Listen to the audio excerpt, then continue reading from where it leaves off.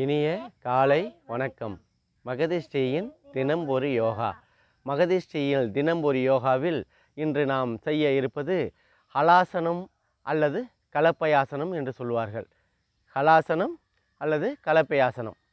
இந்த ஹலாசனம் செய்வதனால் ஏற்படும் பலன்களையும் நாம் பின்னால் பார்ப்போம்.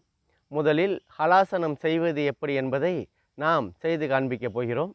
அந்த ஹலாசனம் செய்வதனால் என்ன பயன் என்று என்பதை நாம் 2 சுற்றுகள் முடிந்தவுடன் நாம் பார்க்க போகிறோம். இந்த ஹலாசனத்தை முதலில் ஒரு எண்ணிக்கையில் 15 எண்ணிக்கையில் செய்து பிறகு மூச்சு சுவாசம் ஒரு 5 வினாடிகள் செய்து முடித்தவுடன் மீண்டும் 2வது சுற்றுக்கு நாம் சென்று அதே போல 15 எண்ணிக்கையில் செய்து நாம் உடலை இலகுவாக வைத்து கொண்டு மூச்சு பயிற்சி செய்தோமானால் உடலை ஆரோக்கியமாக நாம் வைத்து கொள்ளலாம். இந்த ஆசனங்கள் செய்வதற்கு முன்னால் நாம் உடலை காஃபி, டீ மற்றும் டிஃபன் எதுவும் சாப்பிடாமல் நாம் செய்தோமானால் நமக்கு செய்வதற்கு மிகவும் எளிமையாக இருக்கும். இப்பொழுது ஹலாசனம் செய்வது எப்படி என்பதை நாம் முதல் சுற்றுக்கு செல்ல போகிறோம். முதலில் ஒரு கழித்து படுத்துக்கொள்ளுங்கள். படுத்துக்கொண்டு உடலை தளர்த்தியாக மீண்டும் நேராக்கி கொள்ளுங்கள்.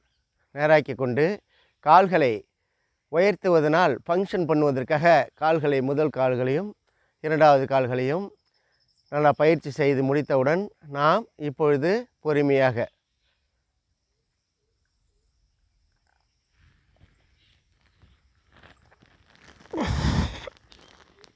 எண்ணிக்கை 1 2 3 4 5 6 7 8 9 10 11 12 13 14 15.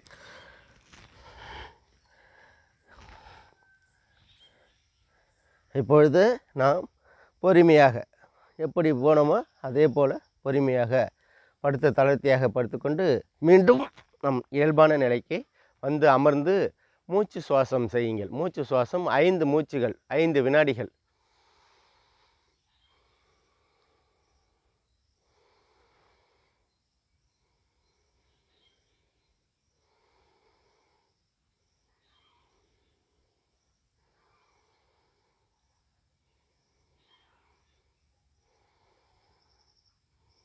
இந்த 5 மூச்சுகள் செய்தவுடன் நாம் உடலை இலகுவாக வைத்து கொள்ளலாம்.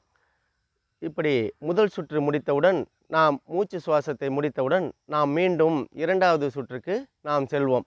இப்பொழுது மீண்டும் கால்களை நீட்டிக்கொள்ளுங்கள். பொறுமையாக படுத்துக்கொண்டு கால்களை பொறுமையாக உயர்த்துங்கள். எண்ணிக்கை 1 2 3 4 5 6 7 8 9 10 11 12 13 14 15.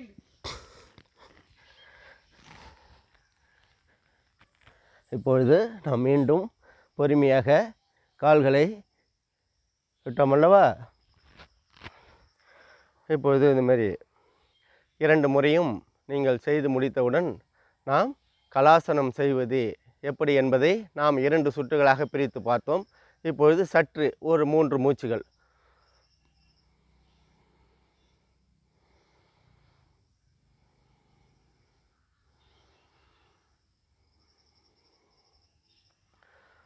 இப்படி கலாசனம் செய்வதனால் ஏற்படும் பலன்களை இப்பொழுது நாம் பார்க்க போகிறோம். கலாசனம் செய்வது எப்படி என்பதை நாம் 2 சுற்றுகளை பார்த்தோம் அல்லவா? இதனால் ஏற்படும் பலன்கள் முதுகு தண்டு இலக்கமாகிறது. முதுகு தண்டு இலக்கமாகிறது. அடி வயிற்று தசைகள் இலக்கம் பெறுகின்றன. அடி வயிற்று தசைகள் இலக்கம் பெறுகின்றன. உடல் எடை மிகவும் குறைவதற்கு இது மிகவும் சிறந்த ஒரு ஆசனமாகும். தினமும் காலையில் நாம் இதை தினமும் செய்தோமானால் ஹலாசனம் செய்வதனால் இந்த முதுகு தண்டு இலக்கம் பெறுகிறது. அடி வயிற்று தசைகள் நன்றாக இலக்கம் பெறுகிறது. உடல் எடை குறைவதற்கான இது மிகவும் சிறந்த ஒரு ஆசனமாகும். ஞான உறுப்புகள்னு சொல்லுவோம் இல்லைங்களா? ஞான உறுப்புகள் கண், காது, மூக்கு, மூளை, வாய் இதெல்லாம் நன்று செயல்படக்கூடிய இது ஒரு சிறந்த ஆசனம்.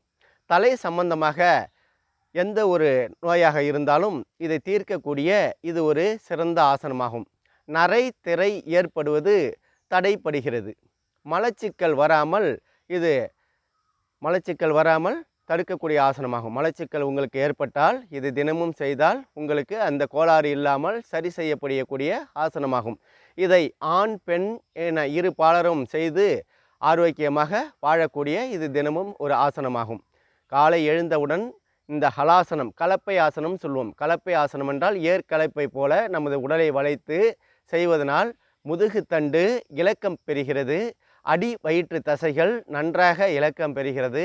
உடல் எடை குறைவதற்கு மிகவும் அருமையான ஆசனமாகும்.